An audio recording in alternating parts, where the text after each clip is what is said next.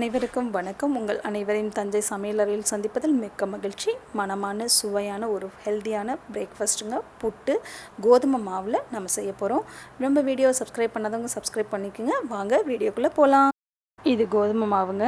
நம்ம ஏற்கனவே கோதுமை மாவு கஞ்சி வச்சதில் நான் உங்களுக்கு இந்த மாவை பற்றி எக்ஸ்பிளைன் பண்ணியிருப்பேன். முழு கோதுமையை வறுத்து எடுத்து நம்ம மிக்சியில் கொடுத்து அரைச்சி எடுத்துருக்கோம். நான் மிக்சியில் தான் அரைச்சிருக்கேன். நீங்கள் மிஷினில் கொடுத்து உடச்சி கேட்டிங்கன்னா குருணையாக உடச்சிட்டாங்கன்னா உடச்சி தருவாங்க. ஸோ அந்த மாதிரி உடச்சிருக்கோம். இது ரொம்ப வாசனையாக இருக்கும். இதில் நம்ம புட்டு பண்ணால் ரொம்ப டேஸ்ட்டாகவும் இருக்கும். ஸோ நம்ம எப்படி புட்டு பண்ணலான்னு வாங்க பார்க்கலாம். நம்ம இப்போ கொஞ்சம் போல் உப்பு சேர்த்து நல்லா மாவோடு மிக்ஸ் பண்ணிக்குவோம். இப்போ பாருங்கள், நான் வெதுன்னு இருக்கிற தண்ணியில் ஊற்றி பிசைஞ்சிருக்கேன். ஒரு அரை டம்ளர் தண்ணி தாங்க எனக்கு தேவைப்படுது. கொஞ்சமாக தெளித்து நல்லா பிசைஞ்சிக்கோங்க. ரொம்ப தண்ணி சூடாக இருக்க வேண்டியதில் வார்ம் வாட்டராக இருந்தால் போதும். பாருங்கள், நம்ம மாவு நல்லா பிசைஞ்சிட்டோம். இந்த மாதிரி நான் க்ளோஸ் பண்ணி அமுக்கிட்டு உடச்சி விட்டால் மாவு உதிரணுங்க. இதுதான் எப்போவுமே புட்டுக்கு பதம்.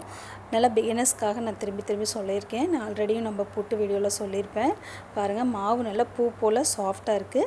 இப்போ நம்ம இட்லி பாத்திரத்தில் வச்சு இதை நம்ம வேக வச்சு எடுக்கலாம். நம்ம இட்லி பானையில் நான் தண்ணி கொதிக்க வச்சுருக்கேன். இதில் நம்மளோட கலந்த மாவை நல்லா பரப்பி வச்சுட்டு நம்ம துணியெல்லாம் மூடிட்டு க்ளோஸ் பண்ணிடலாம். இது ஒரு 15 மினிட்ஸ் நீங்கள் நல்லா மூடி வச்சு வேக வச்சிங்கன்னா நல்ல வாசனை வரும். அந்த ஸ்டேஜில் நம்ம ஆஃப் பண்ணிடலாம். நம்மளோட வெந்த போட்டு நான் பாத்திரத்தில் மாற்றிட்டேன். இது கூட நான் நாட்டு சக்கரை சேர்த்துருக்கேங்க. நீங்கள் வெல்லம் கூட சேர்த்துக்கலாம். வெல்லத்தை பாகு பண்ணிவிட்டு கூட நீங்கள் ஊற்றிக்கலாம். ஃபஸ்ட்டு ஊற்றும் போது கொஞ்சம் தண்ணியாக இருக்க மாதிரி இருக்கும். அப்புறம் நல்லா ட்ரை ஆகிடும். நம்ம இது கூட தேங்காய் பூ எவ்வளோ வேணாலும் நீங்கள் போட்டுக்கலாங்க. நல்லா டேஸ்ட்டாக இருக்கும். பாருங்களேன், அந்த புட்டோட வாசனை எனக்கு அப்படியே நல்லா வருது. ஏன்னா நம்ம வறுத்து உடைச்ச மாவுன்றதுனால இது கூட நம்ம தேங்காய் பூ மிக்ஸ் பண்ணணும். ரொம்பவே டேஸ்ட்டாக இருக்கும். இந்த புட்டு சாப்பிட்றதுக்கும் வாசனையாகவும் இருக்கும். பாருங்கள், நான் ஒரு ஸ்பூன் அளவுக்கு நெய் சேர்த்துக்கிறேன். புட்டு வாசனையாக இருக்கிறதுக்கு தாங்க. கொஞ்சம் போல் ஏலக்காய் தூள், ஒரு பிஞ்ச் அளவுக்கு ஏலக்காய் தூள் சேர்த்துக்குங்க. சேர்த்துக்கிட்டு ரெண்டையும் நல்லா மிக்ஸ் பண்ணி விட்டுடுங்க. நம்மளுடைய புட்டு சுவையாக மணமாக தயாராகிடுச்சு. நம்மளோட புட்டு உங்கள் எல்லாருக்கும் பிடிச்சிருக்குன்னு நினைக்கிறேன். பிடிச்சிருந்துச்சுன்னா லைக் பண்ணுங்கள், ஷேர் பண்ணுங்கள்.